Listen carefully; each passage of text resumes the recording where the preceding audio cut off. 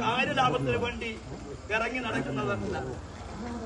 മുസ്ലിം league പ്രസ്ഥാനത്തെ ഈ വാളം പഞ്ചായത്തിൽ മാറോട് ചേർത്ത് പിടിച്ച് ഈ ഹരിത പതാക വാളിൽ ഉയർത്തിപ്പിടിക്കുന്നതിന് വേണ്ടി തങ്ങളുടെ പിതാമഹന്മാർ കാണിച്ചു തന്ന പാതയിൽ അടിയുറച്ചു നിന്നുകൊണ്ട് അവർ പഠിപ്പിച്ച വിശ്വാസവും അവർ പഠിപ്പിച്ച മുസ്ലിം ലീഗിന്റെ ഭരണഘടനയും തത്വങ്ങളും ആദർശങ്ങളും ഒക്കെ മുറുകെ പിടിച്ച് ഈ പ്രസ്ഥാനത്തെ തലമുറ കൈമാറി ഇനി വരുന്ന തലമുറകൾക്ക് കൈമാറുന്നതിന് വേണ്ടി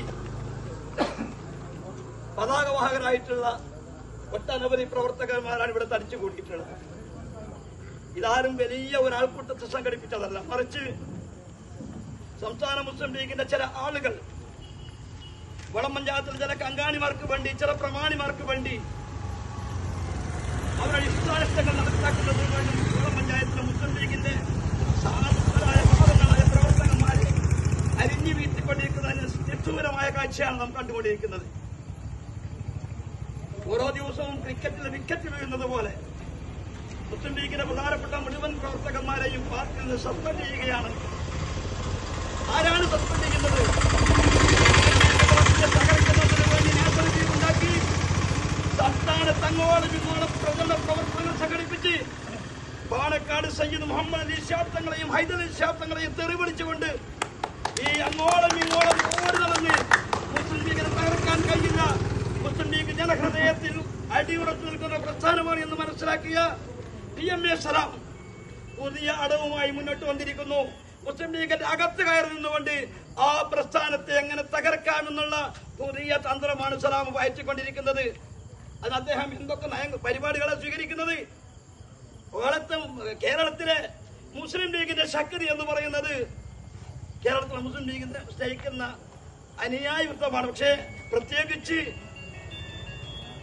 അഹ്ലുസുന്നത്ത് വൽ ജമാഅത്ത് എന്ന് പറയുന്ന ഈ വിഭാഗം സുന്നിയിലുള്ള ആളുകളാണ് നമ്മുടെ ഇവിടെ കൂടിയിരിക്കുന്നത്. 90% കുറച്ചാളുകൾ മറ്റു മുജാഹിദ് അടക്കമുള്ള പ്രസ്ഥാനത്തിലെ ആളുകളുമുണ്ട്. പക്ഷെ മുസ്ലിം ലീഗിന്റെ ശക്തി എന്ന് പറയുന്നത് ഈ സുന്നത്ത് ജമാഅത്താണ്. സുന്നത്ത് ജമാഅത്തിനെ അടച്ചാക്ഷേപിച്ചുകൊണ്ട് മഹാരാജ ജിഫ്രി തങ്ങളെ തെറി പറഞ്ഞുകൊണ്ട് മുസ്ലിം ലീഗിന്റെ അക്കൗണ്ടിലേക്ക് സുന്നി വിരുദ്ധത കടത്തിവിട്ടുകൊണ്ട് മുസ്ലിം ലീഗിനെ തകർക്കാൻ വേണ്ടിയിട്ടുള്ള ഏറ്റവും വലിയ ഗൂഢപദ്ധതിക്ക് നേതൃത്വം കൊടുത്തുകൊണ്ടാണ് സലാം മുന്നോട്ട് പോയിക്കൊണ്ടിരിക്കുന്നത്. അത് തിരിച്ചറിഞ്ഞ സുന്നി വിഭാഗം മുസ്ലിം ലീഗിനെതിരായ പടയൊരുക്കങ്ങൾ തുടങ്ങിയിരിക്കുന്നു. പല സ്ഥലത്തും കേരളത്തിലെ പല ഭാഗങ്ങളിലും സുന്നി ഐക്യയോഗം സംഘടിപ്പിക്കുന്നത് എന്താ പ്രശ്നം? അവർക്ക് നമ്മളോട് പ്രതിഷേധം.